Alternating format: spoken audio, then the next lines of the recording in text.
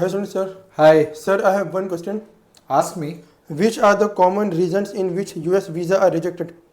Very good question. Actually हर client का यही question होता है कि रिजेक्शन के बारे में पूछते हैं. ठीक है, मैं इसमें 4 पॉइंट्स आपको बताऊंगा. रीजन बहुत सारे हो सकते हैं, बट 4 कॉमन पॉइंट है जिसके ऊपर हम लोग आज डिस्कस करेंगे.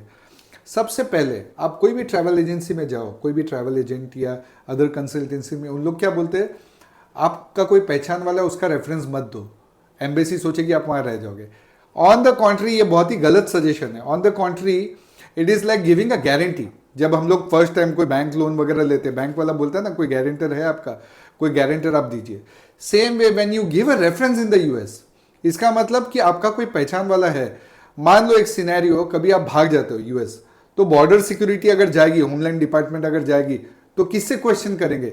तो when you give a reference, तो उन लोग को मालूम है हाँ ये बंदा है यूएस में, इसके पहचान वाले या रिश्तेदार है, तो अगर ये कहीं गायब हो जाता है या कुछ भी करता है, तो there is someone we can catch hold of. तो एक तो ये है, give a reference if you have anyone. कोई भी दोस्त, रिश्तेदार, पहचान वाला, एनी एक्वेंटेंस. और कंपनी विजिट पे अगर आप जा रहे हो तो कंपनी का इन्विटेशन लेटर वगैरह. ये तो हो गया पॉइंट नंबर 1, रेफरेंस. दूसरा, बहुत से लोगों की ट्रैवल हिस्ट्री नहीं होती है. सीधा पहली ट्रैवल में बोलते हैं हम लोग को यूएस जाना है. अरे बॉस, आपकी ट्रैवल हिस्ट्री होनी चाहिए. फॉर एग्जाम्पल, अगर आप कोई अच्छी कंट्री घूमे हो, आपका रेफरेंस नहीं है, लेकिन आपकी ट्रैवल हिस्ट्री बहुत अच्छी है, आप कनाडा गए हो, ऑस्ट्रेलिया गए हो, या यूरोप या यूके, कोई भी अच्छी बड़ी कंट्री सॉरी तो अगर आपकी ट्रैवल हिस्ट्री है तो अच्छी बात है, तो रिजेक्शन के चांसेस कम हो जाते हैं. थर्ड, इनकम नहीं है अच्छी. देखिए, मेरे पास जैसे कोई भी क्लाइंट आता है, हम लोग क्लियरली पहले उनका प्रोफेशन, इनकम, ये सारी चीज़ें पूछते हैं. और इसमें से कुछ नहीं है तो हम लोग क्लाइंट को सीधा बोल देते हैं आपका वीज़े में दम नहीं है, आपके केस में दम नहीं है, आप मत ट्राई करो, नहीं तो पैसे आपके बर्बाद होंगे. ठीक है, वेस्ट ऑफ मनी. लेकिन अगर आपकी इनकम अच्छी है, if you are working for a corporate of company जहाँ आपकी सैलरी लाख या 50,000 के ऊपर है, या तो फैमिली बिजनेस है, आपका इनकम प्रूफ है अच्छा, तो वो अच्छा है. तो ये हो गया थर्ड पॉइंट.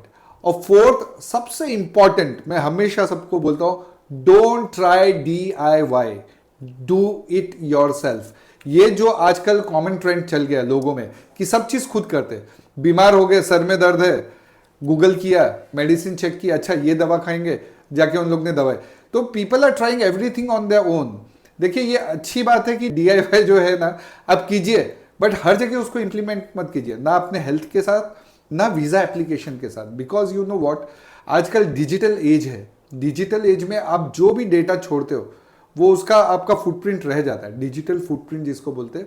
तो if you do any mistake, आप उसको इरेज नहीं कर पाओगे. यूएस एम्बेसी की साइट से वो इरेज नहीं होगा, तो जिंदगी भर के लिए आपका वो डेटा वहीं रहेगा.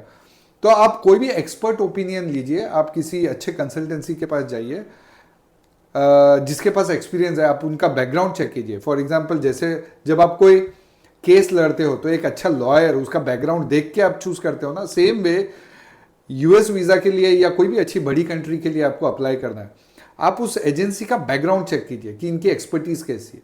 मैं खुद जब दूसरी कंट्री के लिए मुझे करना है, यूरोप के लिए या इनफैक्ट दुबई के लिए भी, मैं दूसरे के पास जाता हूं, मैं खुद से नहीं ट्राई करता हूं. बिकॉज आई बिलीव कि जिसकी जो एक्सपर्टीज है उससे एडवाइस लो और उसके थ्रू से काम करो. तो DIY मत कीजिए. तो ये 4 मेन पॉइंट थे जिस पर अगर आप काम करेंगे तो आपके रिजेक्शन के चांसेस बहुत कम हो जाएंगे. Okay, piece.